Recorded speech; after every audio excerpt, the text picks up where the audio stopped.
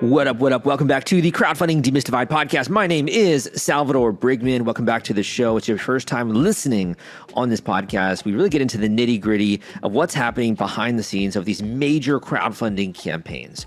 So what are these creators, entrepreneurs, innovators doing in order to get funding on websites like Kickstarter, Indiegogo, could be equity crowdfunding campaign on WeFund or Start Engine, and really how can you emulate their success? What are the strategies, tools, tactics, and resources that they're using to supercharge their campaign and really rank high in the charts?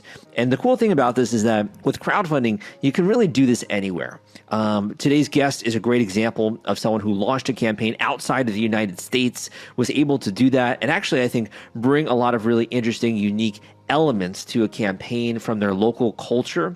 They have more of like a craftsmanship style product, and I'll let them tell you more about this. And actually a really incredible story as well that went into creating today's campaign, today's product, which resulted in a 5-figure Kickstarter campaign launch. So all the time I'll have people booking individual one-on-one coaching calls, and they'll be like, Sal, gosh, I'm trying to do this campaign, but I'm outside the United States, or I don't speak English. English is not my first language, or I don't know if I'm too old to launch one of these, right? Use the power of the internet, the power of the crowd, social media to really get this out there. I think that this is a great testament and example that anyone out there could be successful with crowdfunding. You just got to follow the step-by-step process and really have a tried and true foundational strategy going into that campaign. So we hear about that and more on today's podcast episode with the guest and the team behind Andean Gemstone Puzzle Collection, a 5-figure Kickstarter campaign, and really what advice they have for other creators when it's their first time going out there and launching one of these projects. Now, maybe you've been just recently introduced to crowdfunding, or you've been following my work since 2012 when I got into this industry. I started publishing articles and findings on my website, CrowdCrux. Regardless, I think that we are in the middle of an incredible revolution with crowdfunding. And that's because maybe you've seen this, maybe you haven't. There have been so many incredibly new updates that Kickstarter has been pushing recently, thanks to their new CEO. Lots of great new functionality. Kickstarter late pledges is a great one recently. They're improving some of their preview pages. A lot of cool functionality happening under the hood. Facebook Pixel, you can now install that on your Kickstarter page. You can do Facebook advertising. In addition, their competitor Indiegogo is also going through a huge overhaul, launching their indie shop, really pushing their trust-proven program, doing a lot more with e-commerce. So regardless of whether you've done a campaign before or not, I think you're in the right place. And by the end of today's podcast episode, you're definitely going to walk away with some nuggets of gold to go out there and to actually crush your campaign. If you need help with that, I do have an option where you can book an individual one-on-one coaching call, which I'll tell you more about at the end of the show. But I also have a great book out there, The Kickstarter Launch Formula. This is the step-by-step, paint-by-numbers formula to get your campaign launched and everything you need to do, really having all that hand-holding and step-by-step process laid out for you, and you just got to take it and implement it. So if you love the way that I narrate with passion and enthusiasm, go and check out the Audible version at crowdcrux.com/Kickstarter audio. That link is crowdcrux.com/Kickstarter audio. That link will take you to the Kickstarter launch formula at crowdcrux.com/Kickstarter audio. All right, man, let's dive into this episode and discover the inner workings of a 5-figure Kickstarter campaign launch. And it's coming up right after this. Hey guys, welcome back to the Crowdfunding Demystified podcast. And we are lucky enough to speak with a team, a duo team, who's already raised over $30,000 with the most recent Kickstarter campaign and have attracted over 180 backers for the Andean Gemstone Puzzle Collection. And we are lucky enough to have the team here on the show today. Guys, welcome to the podcast. Thank you. Thank you, Salvador. How's it going? Life is good. Maybe we can get started and you can share with the audience a bit more about who you are and your inspiration behind this project. Sure. So we're a design studio based in northern Peru. And we work with stone carving artisans and other artisanal techniques. And we've decided to pursue this campaign so that we can create more opportunities to share the story of what we're doing and launch this group of products directly to the type of people who are looking for them.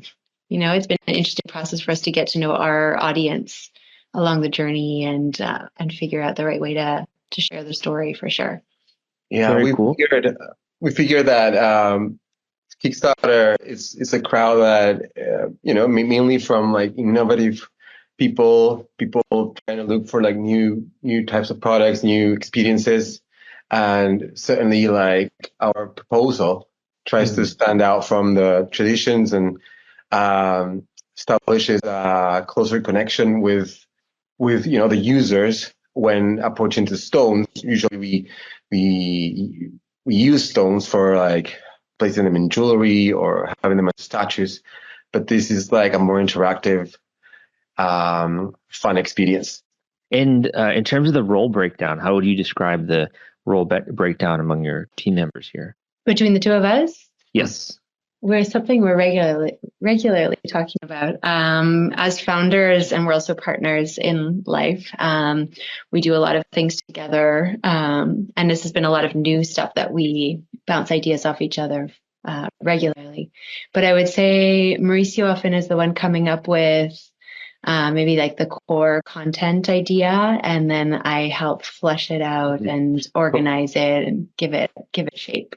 Probably the concept comes around, and then there's a big filter from Jenny, also brainstorming a few thoughts and then grounding them to something more concrete. So yeah, it sounds like Mauricio, you're sort of coming from the creative side, right, and coming up with ideas, and Jenny is refining that, and you guys are working well as a team that way. So I guess one of my first questions for you, why, what caused you to fall in love with gemstones and, stones specifically? Why is that something that you've been passionate about for a bit now? Well, it's very attractive in terms of aesthetic in general, right? They are like pieces that come from like a rock, and it's a magical attraction to see how just holding them or like throwing some water into them, they turn out to be like really amazing natural pieces. Yeah, it's striking from Peru, the colors that come right from the earth are these vibrant, colorful stones that it's just to think of the possibilities of what you can do with them is very exciting as designers. Yeah, I mean the other categories such as like clay or wood are more like standard. Let's say there's a bunch of people doing really really nice stuff with it. I think that there's a niche. There's an untouched ground in the stone site that also pulls the interest of us to like propose something new, something that could be Right. valuable in terms of a design proposal. Also, we live close to the mines, The source. Yeah. the stores, and we're like neighbors of the artisan community in the beach town where we live. What were you guys doing before you decided to focus on Dar Proyectos and make these gemstones available globally? What were you guys doing before that? Well, Mauricio's been working for years with artisan groups, refining, kind of developing new ways to bring craft to life in the modern age, let's say. And I've worked in design and production for many years with different studios in Toronto. I studied in New York, and we met actually on a design project between the Canadian and Peruvian governments, where I had a stroke of luck that let me come to Peru and met Mauricio in the jungle with a community that we were working with there. And it was a really like unexpected, person to meet. Or, I don't know. Yeah. It evolved more than I would have imagined. And have you always considered yourself to be a business owner, or is that something you've had to kind of grow into when it comes to producing these? Yeah, No, for sure. I think we've always been doing our own thing. I think like for both of us, to do the kind of work that we want to do, it's not a cookie cutter 9 to 5 position necessarily. Yeah, but yeah, it requires for sure to have be established about like as a company to work as a team. You have people that we can collaborate with, and certainly to deal with different communities of artisans also requires a lot of supervision, which is, in the end, a group of people working together. So Yeah. in focusing on that point, I mean, one of the things that I've learned is just this idea of craftsmanship, right? And how this ancient art is almost at a perilous point where it might be at the risk of going away, right? Just because of transfer of knowledge. Can you just speak a little bit to that point in terms of the craftsmanship that you're putting into these? For sure, that's one of that's a flag we carry to like try to reverse that process. There's this beast of globalization that carries good things, but also threads the traditions of ancient communities because of pricing, because of like overfloated and massive amounts of things out there. And we're trying to look for these spaces where we can still stand with the value that it needs to about the work of the artisans. Yeah, we've found that a lot of the artisan communities that we work with, like there are other options. Like they don't need to make craft. They can, drive a moto taxi. They can sell like food on the, On the street. on the street, and leave behind their craft. And sometimes people are choosing to do that because there's just so much competition from China or other places, and they're not able to compete, and it's just not worth their time. So we've always been trying to find ways to breathe some design and opportunities into what they're doing so that they can prioritize craft. And walk me through the story of how you decided to focus on games and puzzles and these sort of items that add to your life. I mean, there's so many form factors you could have made these designs into. What made you decide to focus on that? Mm-hmm. Yeah, I guess I mean it's fun. For instance, it's a very let's say it's a pleasure to like design toys to turn something that apparently looks for something else into this concept of, to a degree, bringing a bit down the concept of the stone as a sculpture, something you can touch, into something more interactive, something more ordinary. Mm-hmm. We, for instance, have like one of the products is a clip, a laundry clip. And just to play around with the concept of something that you used to like hang on your socks to dry and turn it into something that looks like a piece of jewel. It's also a contrast of ideas that make it more attractive, make it more fun, make it more playful, make it more desirable. Got it. Mm-hmm. And in thinking about that, there are so many designers, there's so many craftsmen, people who want to get their products out there, but they might be afraid, and there might be things that are holding them back. What do you feel like has separated you two in your journey in being able to actually bring these pieces to the world, versus sometimes not being able to execute on a project fully? What do you feel like really has allowed you to push through? Yeah. Oh, we're also afraid, for sure. That's the thing. That's the thing.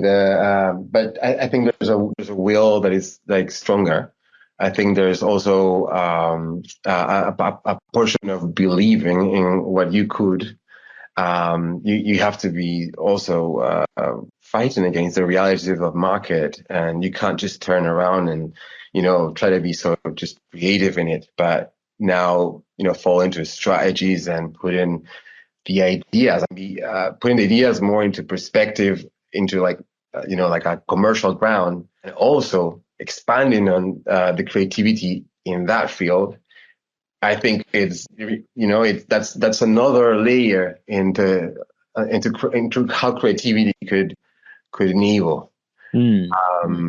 I think, I don't know, Jen, you have any other thoughts about? Yeah, I mean, there's so much that goes into like we've had the opportunity to produce product before launching, this campaign. So having that experience and understanding the infrastructure that's required. I mean, we're working in artisanal craft, and it's pretty complicated to get the flow in place. So we've had that experience and worked through a lot of the kinks so that we know that we can deliver on what we're offering. Also, to mention, Jenny is a textile designer. She has a lot of experience with work. Oh, that's cool. Yeah. So she knows a lot about color, a lot about construction in that ground. And we've worked for a good amount of time, with like 5 years, designing collections of fashion accessories and a few garments, and also exporting them to the outside, and say to. Yeah, and all of that experiences, I think, really contributed to allowing things to flow more easily when we launch something new, like a. Right. Yeah. It sounds like, from what you're telling me, you just kind of got to go at it, right? And you might make mistakes, and even just with your early experience, right? Like ironing out the kinks, like you say, the only time you really have those come up is if you're doing the work, right? So it sounds like that's definitely a major theme. So I want to change the focus a little bit more now on the Kickstarter campaign, because I know this has been a big event in your lives. First of all, what has the reception been like? What kind of people have reached out? What has the reception been like as you've gone live with that campaign? Well, it's been our first time. We were certainly not used to approaching, let's say, the end user. It's given us a lot of vision and also opinions of people that are in this world of the Kickstarter, the innovative, the people that want to bet for new things, and that's been certainly a good factor. Have you had anyone that's reached out to you or left any comments that were memorable during the campaign? Yeah, it's been cool to receive some comments from some of our backers that they were into, I think some people, the social impact component of what we do, and some people who just also love the natural materials and are excited to receive something different. These products are not something you've seen before. Some good compliments on that side, for sure. It's been really nice to hear that feedback directly from people who are buying our product. If you're worried about the fulfillment and shipping part of your Kickstarter campaign when it comes to getting out all those perks and rewards to your backers, rest assured I've put together a complete Kickstarter fulfillment and shipping checklist for you, and it's free. This is sponsored by the folks at Fulfillrite, and they thought that you should have this checklist as part of your arsenal going into a crowdfunding campaign. If you want to get instant access to this checklist and it's free, you can go to fulfillrite.com/checklist. Again, that is fulfillrite.com/checklist, fulfillrite.com/checklist. Just go to that link and you can download it immediately. Out of curiosity, even going to rewind the clock a tiny bit, what really caught your attention about doing a Kickstarter? Because there's so many ways you could have brought this to the public or brought this to the end user, as you say. What really drew your attention to wanting to go down that path? Well, I think that, as Mauricio was saying, this is our first direct campaign where we're trying to really reach our target audience, and it was cool to do it with Kickstarter because there's such a big infrastructure that Kickstarter has, and there's an audience of people who are looking for niche and innovative things. So it felt like a good opportunity, to get it in that crowd and then hopefully see it grow with the algorithm once you get to a certain point. A strong thought about this on the side. Like we knew we had to start approaching to a crowd by ads, by all these fields of the marketing side. But if we have to invest in that, it makes more sense to do it with this, let's say, call to action, in which you can end up buying something that no one has seen, that has a design proposal, that has a level of innovation. So it becomes very suitable.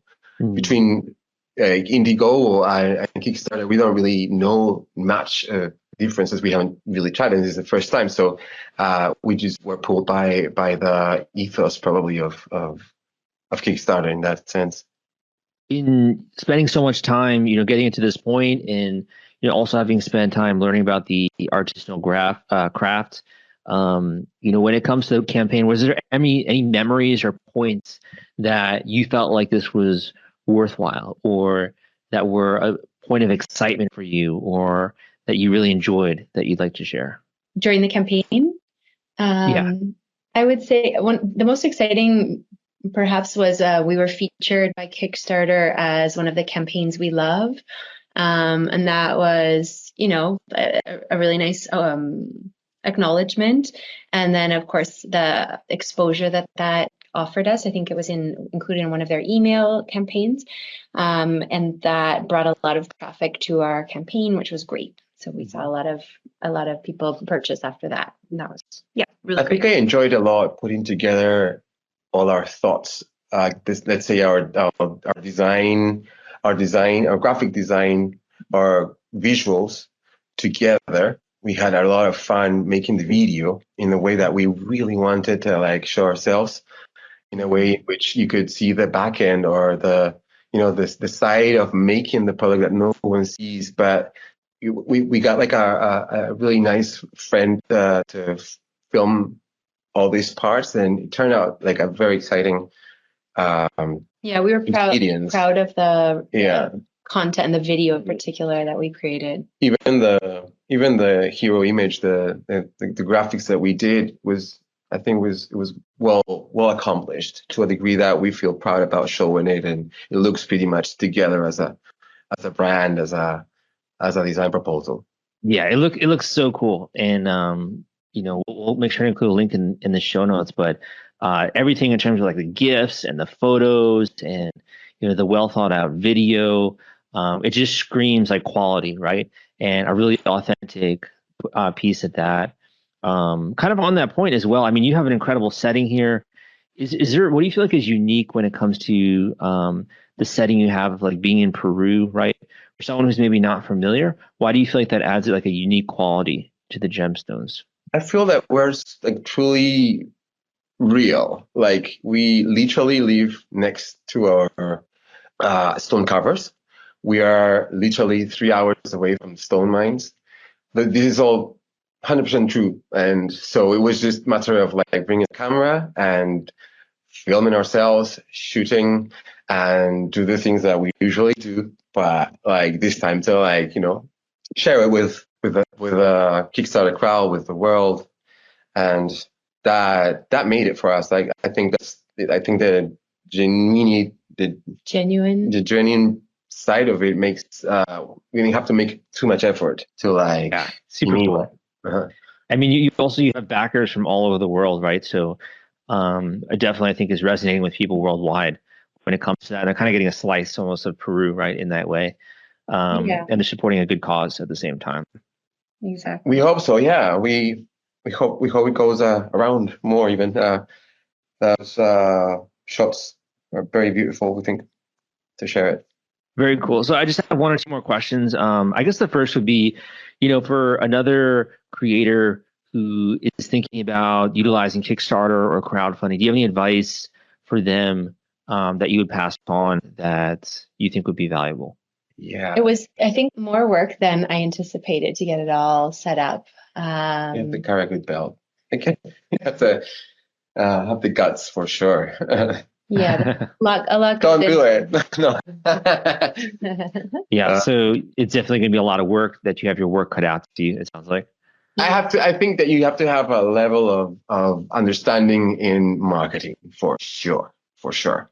I think, would you agree with that, Jen? Like, yeah, I mean, well, on that one side, also creating the content took a long time, right? Like for us, I think it's inherent. We are always wanting to like create nice content, but it takes time, and then putting it all together and in the right format and in the right, just all the different ways that you need to reach out to people in your pre-campaign. There was just a lot that went into it. So I think, and we've put a lot of energy into it, but it still felt like, wow, we still have a lot more to do to get it there.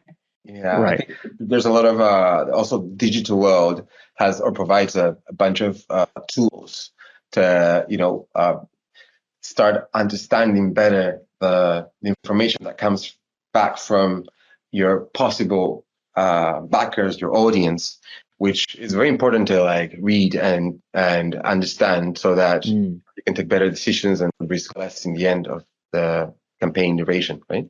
Okay. So first of all, yeah, it sounds like from what you're saying, number one, people have to be ready for the journey, right? And number two, have to be willing to create great content of their product or be able to get that made so they can showcase it.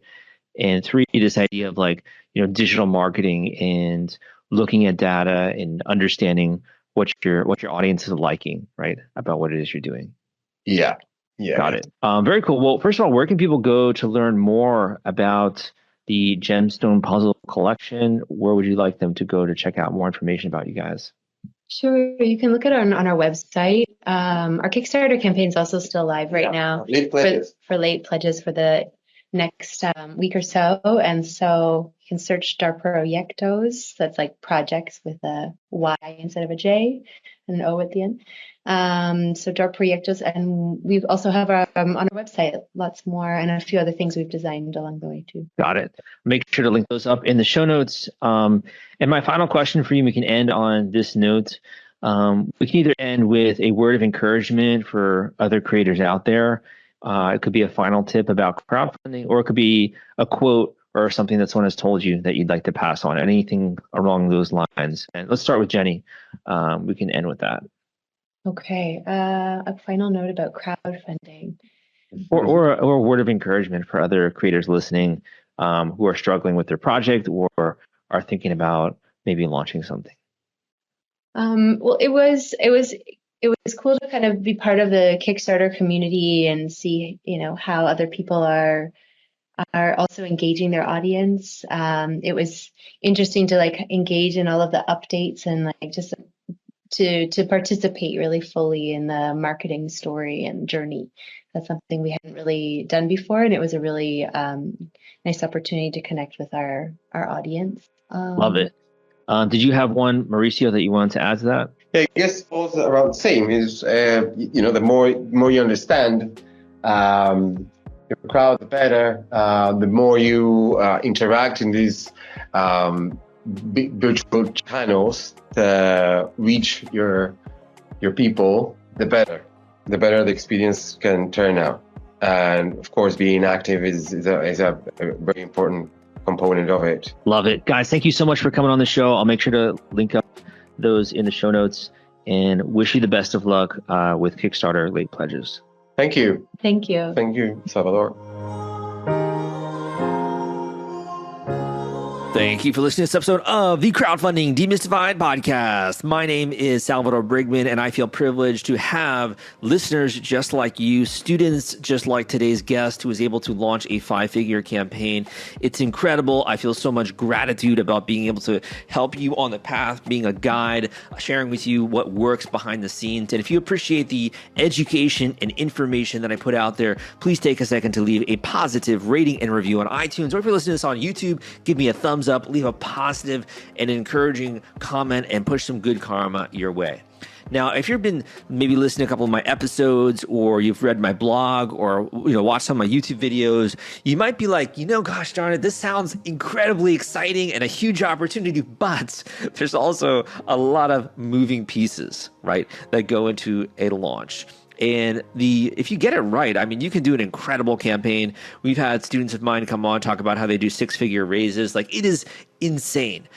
Just the opportunity that's out there once you not only get this in the hands of the crowd, but also on a major public website where people can share your link, where they can send you traffic, where you can get cited in the media. There's so many incredible ways you can collaborate with influencers, right? This is really just the start of a major journey that you're on, which I would assume is getting your tabletop game, getting your card game, getting your invention, design product, physical product, craftsmanship related product into the hands of people that really care and that want to support your passion and want to be with you on this journey. And if you just want a little bit of guidance going into that process, you probably are, already doing some great homework, but if you really just want to build a strong foundation going into that launch, you want to make sure you do it right, that you pull the right levers to get funding instantly on the first day so you can trend in the charts, you can get people checking out this project around the world and backing it.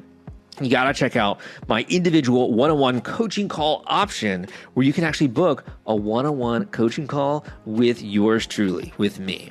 I can dive into the war chest of tools, tactics, and strategies that have worked throughout the years for many different categories, different types of entrepreneurs, depending on their resource level, experience level, and as well, the category that you're going in terms of like the actual product that they have. We can also talk about whether or not even your product is a good fit for crowdfunding. Which crowdfunding platform should you be going on? Or if you're already, hard and steady, focused and aimed at a specific campaign launch date, we can talk about what you need to do to really be successful, whether that's in a couple of months or in a couple of weeks. There's a lot of things that are happening behind the scenes of these major campaigns, way more than I could fit into a podcast episode, but I can share with you exactly what you got to know in order to get funded and in order to have a smash success. If you want to book that individual one-on-one coaching call, you can go to this link at crowdcrux.com/coaching. That link is crowdcrux.com/coaching, crowdcrux.com/coaching. We'll take you there, fill out a little bit of information. I think I got a new video there as well on the website. My team was like, Sal, you got to put a video on that page so people know the value that you bring. So I put a video on that booking page so you can learn more about me if you're not familiar, right? And if you haven't been watching my work over the last couple of years, been insane, just the level of progress that we've been seeing. But again, crowdcrux.com/coaching. Go to that link, book your individual one-on-one coaching call ASAP. We can also talk at the end of that call if you do need help additionally when it comes to services. I do work on individual campaigns here and there. If we really believe in the mission and if we think we can do well with that project, my team can, we can talk about that at the end. But this is designed to be a one-off intensive coaching session to really get you aligned, a strategy alignment, and also sharing with you for your specific case what you got to do to crush it. Hope you enjoyed this, man. Again, my name is Salvador Brigman. Give me a positive rating and review, and I will see you next time.